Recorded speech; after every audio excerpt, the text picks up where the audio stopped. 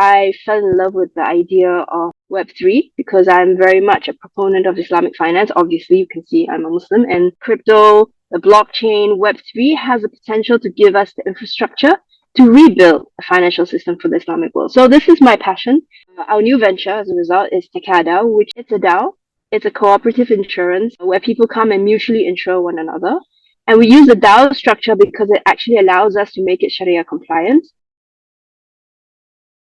Welcome, Sharene. Thanks for joining us today. Could you please introduce yourself and also introduce your DAO? Absolutely. So thank you for having me, Prince. And my name is Sharene, and I am originally from Singapore.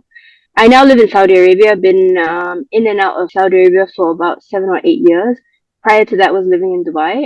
I am a startup founder. This will be my second startup. Our earlier startup recently got acquired roughly around a year ago. Alhamdulillah, I fell in love with the idea of Web3 because I'm very much a proponent of Islamic finance. Obviously, you can see I'm a Muslim, and I believe that, a lot of social justice in the world can be aided by proper financial systems, and namely Islamic financial systems. And I think that crypto, the blockchain, Web3 has the potential to give us the infrastructure to rebuild a financial system for the Islamic world. So this is my passion. Our new venture, as a result, is Takadao, which is essentially, it's a DAO. It's a cooperative insurance that where people come and mutually insure one another. And we use the DAO structure because it actually allows us to make it Sharia compliant. And I can go on and on and on about this, but I think you will have plenty of questions anyway.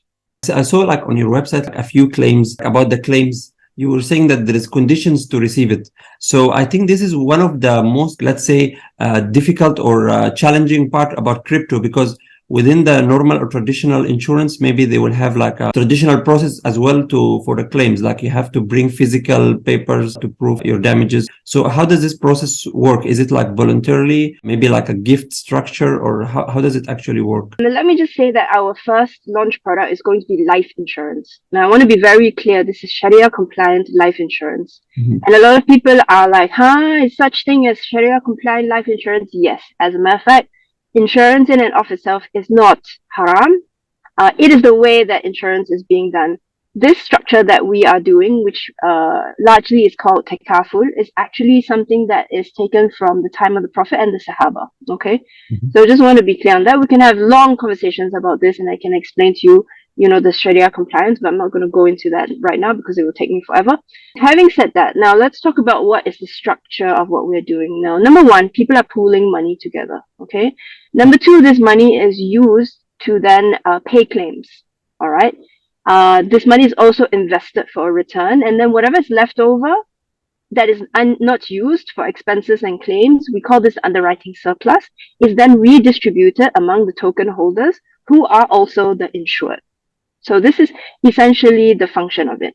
Now, when you purchase a token and you stake it into a smart contract, this smart contract is your insurance token. Now, very simply, in life insurance, the only thing we need to know in order to validate a claim is if you are dead or alive, right? So that this is done with a death certificate that is either issued by a government and digitally verifiable. So you can imagine these days, everything is digitally verifiable. You have a QR code, it links to a government website. Halas, this thing is authentic. We also have, AI systems in place where we can actually check whether an uploaded document has been tampered with, right? In addition to that, in case we cannot digitally verify something, in case it's a certificate that is a little bit off, we have human oracles who will do the job. So human oracles from within the DAO itself, who are obviously compensated with tokens, etc. So they are themselves an insured party, right? And they have some kind of incentive to make sure there's no fraud, because whatever their compensation is in the form of additional insurance anyways. Okay. And then we'll have a blind process where they cannot actually see the private details of the document that they're verifying. And through this is how we actually authenticate the claim in a pretty much automated way through a smart contract. That actually seems brilliant, because initially I was thinking about it like a general insurance. So yeah, if life insurance, it makes much more sense to target this area. But you mentioned that you distribute extras, is it the profits or is it the principal that you distribute to the stakeholders? And how often do you do that? Yeah, so this is a very good question, actually. So the DAO tokens are purchased by the insured. They stake them in smart contracts, right? Now, obviously, this is essentially conventional insurance. This is how they make money. So not everybody will die. As a matter of fact, a very small number of people will die. And the traditional insurance, they will take this extra money and they put it in their pocket and halas, that's their profit. Actually, this is not Sharia compliant. So the Sharia compliant way is whatever is left over has to be given back to the participants. Because the idea, the basic foundational idea is a community insurance, and we are all donating to the fund to help one another. Okay, but if your donation, how often is this done? Okay, give me a second. If your donation is not used, we have to give it back, right? So if you donate for anything, you say I want to go and build a well with this money, but the guy didn't build the well or he didn't need the so much money, he gives the money back to you. It's the same concept. Now, what we're doing is when you stake your tokens into a smart contract, there's a life cycle for your insurance contract. So if it's a 10-year life cycle, it's a 10-year life cycle. You cannot do anything with the tokens at this time. You cannot trade it. You cannot break the contract, Yani. Finally, after your contract is finished and it's unstaked, at this point, you can redeem your token for the underwriting surplus. So it's not a fixed date. It is upon demand, but it is restricted by the length of your insurance contract. Does that make sense? Yeah. So, but basically, as soon as you already collect back, you cannot, you don't have the benefits anymore. Yes. After that, you're no longer insured. If you redeem your token, we will burn it, and then you're no longer insured. You're no longer a participant of the fund. So, how do you calculate the premiums? This is based on underwriting. So, what we do now in a traditional insurance system, you evaluate it based on your risk. So where do you live? How old are you? Because the older you are, the more likely you are to pass away, or the earlier you will. And then they give you a price and they say, this is a sum assured. This is how much you will get, no matter how much you pay. But we will tell you this is how much you will pay every month. And you can pay for 1 year and you will get this amount. You can pay for 10 years and you will still get this amount. So the way we're doing it, in order to de-risk the fund, we're creating a system that we call the benefit multiplier. So similarly, based on your risk, we will assign you a benefit multiplier. So the younger and healthier you are, the higher your benefit multiplier. And if you're, middle age and you're a little bit sick or something, then your benefit multiplier will be lower. And this will be at the time of issuing the contract, and this will stick with you throughout the contract term. To decide this, do you require like a birth certificate, or how do you gauge the health and age? Yeah, so it's essentially a series of questions, right? So the health is not as important as whether you smoke or not. Actually, insurance is like that. You're either a smoker or non-smoker, and it gives you a certain rating, etc.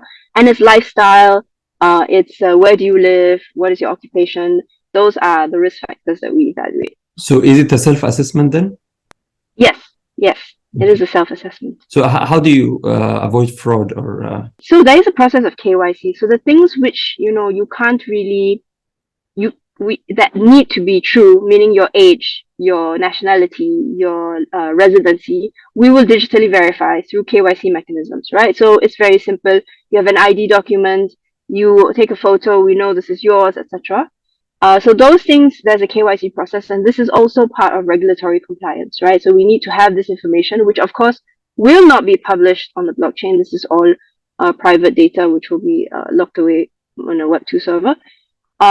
So this stuff is, has to be properly done. The other stuff, not many people will understand what will cause their premium to be high or low. So I can ask you, what do you do for a living?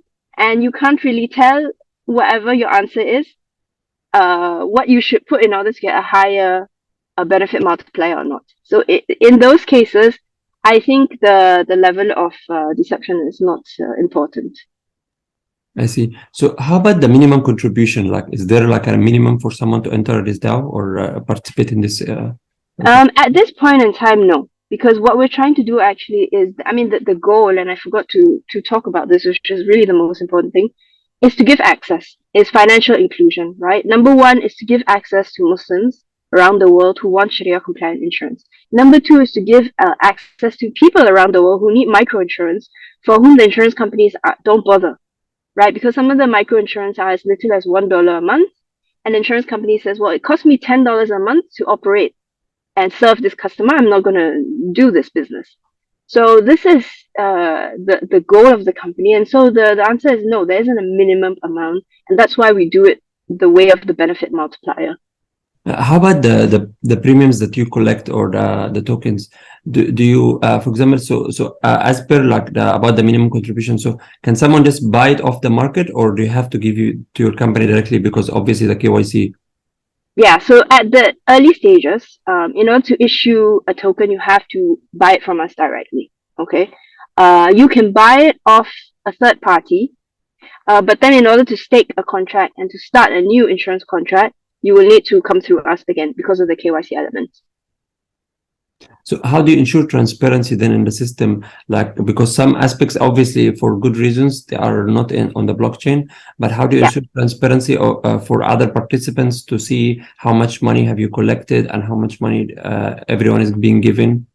Yeah, exactly. So there is essentially that is the fun part. The fun part is because the blockchain, all the transactions are obviously going to be recorded. So we can have real time, what we call triple entry accounting, where you can actually see how much money is in the fund at any given time. Right. And that's the beauty of the system. Today, if you participate in this kind of co-op insurance, they don't have the technology to have this level of transparency. Right? They don't have the tokenization, so that you don't know who else is in the fund, how many people are in the fund, who has a claim to the money in the fund, etc. So the tokenization is actually so important and so useful in this particular case. And of course, in and out, the transactions in and out, I'm sure you've done a lot of analysis yourself. You can see exactly what the money of the fund has gone and where it's coming from and where it's going. So for the underlying asset, is it only the token itself, or do you have like locked Ethereum or something? So the idea here is that people are buying tokens, right? So what are they buying tokens with? So they can be buying tokens with a stable coin, or they can actually eventually be buying tokens with fiat currency. So that is the underlying asset. This is the money, the pool in which we will be paying claims, right? And also a part of it will be invested for a return to prolong the life cycle of the fund. Okay. So just to give you a bit of idea of how insurance works, insurance, we always have to have capital reserves to make sure that the fund is solvent. Meaning when you come with a claim, you need the money, we can pay you the money because we have the money sitting there. So that money we cannot touch, right? But whatever is excess of that, we can actually invest. As you mentioned, like investment, how do you invest? Like, because you mentioned I think on your website that it was like Sharia compliant.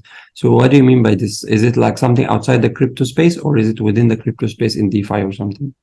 So to be very, very clear, this part we will find, or rather the DAO fund, which is a separate entity in itself, will engage a third-party treasury manager. So our role here is really on the insurance side, on the underwritings, on technologies, on the claims management. And we will recommend to the DAO fund for the investments to appoint 1 or 2 or 3 treasury managers that have Sharia compliant, investment strategies. And those are, there are more and more these days. So there are a number of different types of investments which you can obviously invest in from a Sharia compliant perspective. For the technology as well, do you why did you choose Ethereum specifically? So right now what we're doing is we're launching our foundational product, okay, which is essentially a Jamia concept. Jamia, I think, is very popular in Egypt, so you might know it. Around the world, they call it, in India, they call it chit fund. I think Pakistan, they call it committee. Pretty much people are contributing funds to one another to give each other loans, okay? Anyway, long story short, we're using that as a test of the Polygon and Ethereum network. We want to see, how well it functions, how easy or difficult it is for people to buy in. So this is at this present stage, this is the direction we're going in, but it doesn't mean that we will build on this platform alone. So basically, for the token utility, is it only based for the insurance, or does it have other things like any other future projects within this using the same token, which is called Taka, I think, right? Yeah, so the Taka token is mainly for insurance and governance of the DAO fund, right? So it's the same token that is used for the insurance and the governance of the DAO fund. And I want to be very clear, it's not an investment product, right? So there is no rational expectation of a profit from this token. You don't buy this token in order to make money. You buy this token in order to be part of an insurance pool, okay? So no, at this stage, this token is really for the purposes of running this insurance pool and for the transparency that it brings. Could have the same like model with the DAO been done using just Ethereum only, like smart contracts on Ethereum, but without giving out certain like new token, introducing a new token to the space, or this was not possible from the technology perspective? I'm not quite sure I understand what you mean, but the DAO is important because it is in and of itself a separate legal entity that has its own governance, right? So the whole idea with insurance is people don't trust insurance companies. Okay, they don't trust them with their money. They don't trust them to pay their claims on time, etc. So what we wanted to do, and this is the beauty of the blockchain, is to create a situation where the participants fund is in charge, right? So if you're not happy with the Takaful operator or the insurance company, you can fire them and hire another one. But this money we control. As the fund, we control this money, right? So in this case, we the company we work for the Takaful fund, and that's why the DAO is important. That's why this structure is important, particularly where the governance comes in. How about the adoption? Have you seen any promising adoption for the concept or for the token? Yeah, so at the moment we're still building, and as I was saying, we're launching this foundational product that we're launching in January, inshallah, January 2023.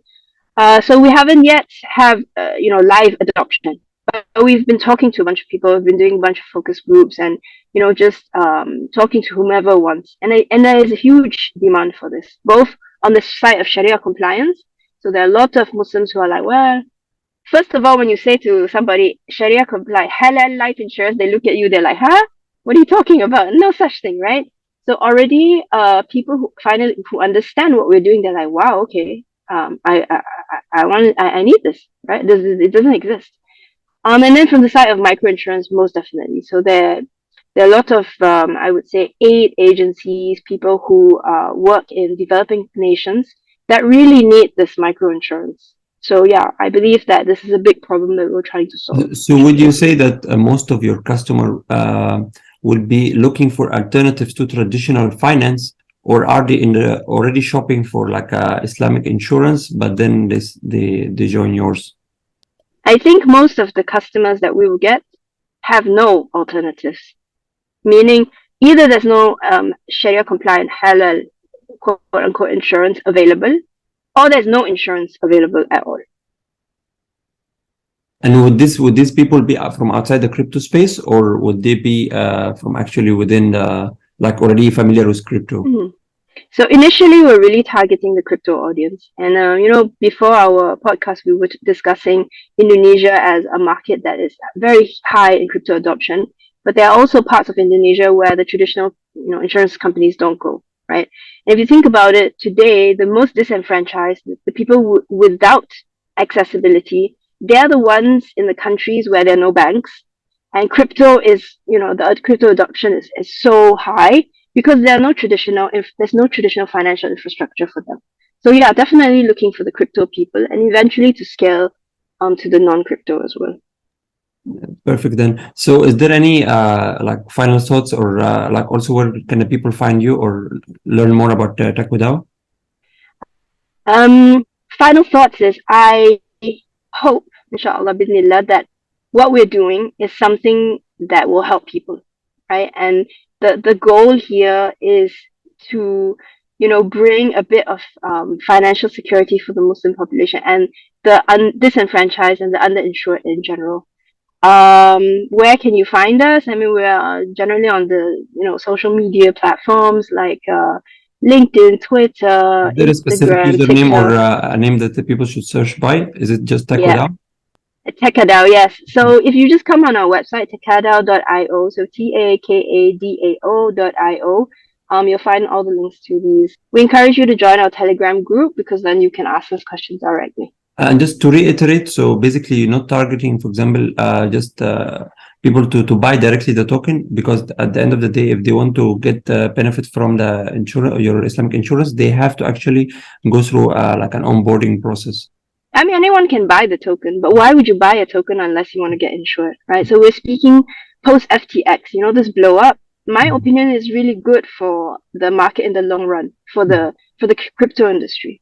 Because it clears out all the people who were just there to speculate and essentially gamble. They literally gamble. I mean, like the futures and the leverage. So Exactly. it's almost literal gamble. It's not just like the balancing the risk and reward. They're just gambling other people. Exactly. It's like a casino at the moment or previously. What we're trying to do is to take this beautiful technology and to really build something useful, which I know there are lots of use cases, especially for the developing Are world. there future plans, or like for the Takadao, are there future plans beyond the life insurance? Oh yeah, absolutely. So the idea really, I mean, the long run is that this concept can be used by different companies to build their own insurance styles, right? So we are at the core of it, we're a software company, we're a tech company, and we believe in the technology, and we want to build the technology, and then we want to be able to allow people to use our technology to then build further insurance styles. Perfect. Then Inshallah. Thank you so much for having you today, and thanks for coming on the show. Thank you. It was a pleasure, Prince.